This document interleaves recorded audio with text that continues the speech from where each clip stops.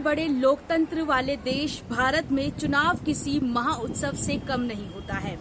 चुनाव के समय तमाम जो सियासी पार्टियां हैं अपने अपने दांव चलती हैं और ये चुनाव उन पार्टियों की अहमियत दिखाने का एक मौका होता है जब ये पार्टियां तमाम तरीके के दांव पे चलकर एक दूसरे की कमियां गिनवाते हैं और अपनी जो उपलब्धियां हैं वो बताते हैं। इन्हीं चुनावों के चलते एक जो नारा दिया जाता है वो भी अपनी अहमियत बरकरार रखता है, क्योंकि चुनाव में जिस तरीके से एक महाउत्सव लोकतंत्र का मनाया जाता है उसमें नारों की भूमिका काफी अहमियत रखती है। और ये नारे अभी से नहीं बल्कि इतिहास के पन्नों को अगर देखें तो भारत के लोकतंत्र में नारे इस तरीके से दिए जाते हैं जो कहीं ना कहीं जनता को तो प्रभावित करते ही हैं, साथ ही साथ जो पार्टी होती है वो अपनी उपलब्धि और दूसरी पार्टियों की जो कमियां होती हैं वो भी कम शब्दों में एक बखान के रूप में इन नारों का यूज करती आई है।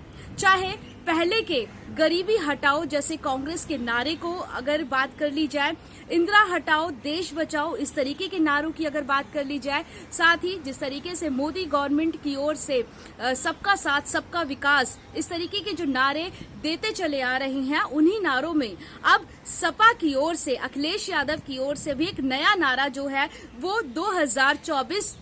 के रण में देखने को मिल रहा है। अखिलेश यादव की ओर से बीजेपी को मात देने के लिए साफ तौर पर इस तरीके का नारा दिया गया है कि 80 हराओ बीजेपी हटाओ। ये नारा यूपी की राजनीति में अभी से एक तरीके का सियासी बुगुल जो है वो अखिलेश यादव की ओर से फूंकते हुए नजर आ रहा है। और कहीं ना कहीं क्योंकि यूपी की जो राजनीति है वो लोकसभा में के चुनावों में काफी अहमियत रखती है, क्योंकि पूरे देश में सबसे ज्यादा जो सांसद चुनकर आते हैं वो यूपी से चुनकर आते हैं और यही माना जाता है कि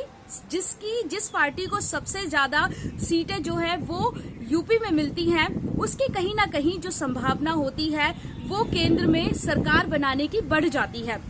वहीं अगर पिछले चुनावों की अगर बात कर ली जाए, 2019 के चुनावों की बात कर ली जाए, तो जिस तरीके से फ्लैशबैक में अगर हम देखें कि सपा और बीएसपी का गठबंधन होता है, दोनों काफी पुरानी पार्टियां हैं, क्षेत्रीय पार्टियां ये यूपी की मानी जाती हैं जिसपे जो जनता है वो विश्वास भी करती है। दोनों के जो नेता है मुलायम सिंह यादव की बात कर ली जाए, अखिलेश यादव की बात कर ली जाए, मायावती की बात कर ली जाए, तो दोनों ये लोग सीएम तक रहे हैं। इन्होंने इतनी सीटें जो है वो यूपी में जीती हैं। इनका गठबंधन तक होता है, लेकिन इसके बावजूद भी ये दोनों गठबंधन करने के बाद भी 2019 में केवल 15 सीटें ही जीत पाती हैं, जिसमें 10 सीटें बीएसपी और 5 सीटें जो है खाली सपा को मिल पाती है। 1 सीट कांग्रेस जीत पाती है, लेकिन 64 सीटें जो होती है उस पर बीजेपी अपना कब्जा करती है। तो कहीं ना कहीं ज्यादा सीटें बीजेपी को मिलती है और इसी रणनीति के चलते और केंद्र में भी बीजेपी की सरकार बनती है।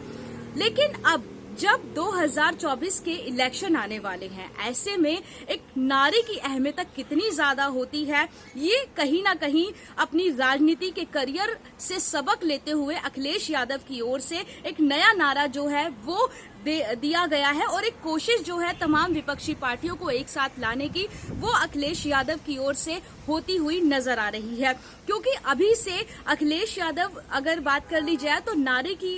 को लेकर चर्चा में बने हुए हैं। कांग्रेस जो है वो जन यात्रा को लेकर कहीं ना कहीं जो राहुल गांधी का क्रेज है वो यूपी की राजनीति में देखने को मिला है। बीएसपी अपनी जात पात की जो राजनीति करती आ रही है उसको लेकर वो कहीं ना कहीं जो है वो सियासी बिसात पर अपनी सियासत की जो चालें हैं वो चलती हुई नजर आ रही है। बीजेपी जो है उसकी ओर से पहले ही अभियान चलाया गया था और ये कहा गया था कि हर जो नेता है वो घर घर जाएगा और मोदी सरकार की जो भी उपलब्धियां हैं वो जनता को बताई जाएंगी। इस तरीके के दाव पे जो है वो हर पार्टी अभी से बनाती हुई नजर आ रही है, अभी से चलती हुई नजर आ रही है। लेकिन 2024 के रण में कौन किसको मात देगा, किसकी सरकार बनेगी और किसको कम सीटों पर संतोष करना पड़ेगा और जनता का किस तरीके से धन्यवाद किया जाएगा, जनता को कौन ज्यादा उत्साहित कर पाता है, जनता का जो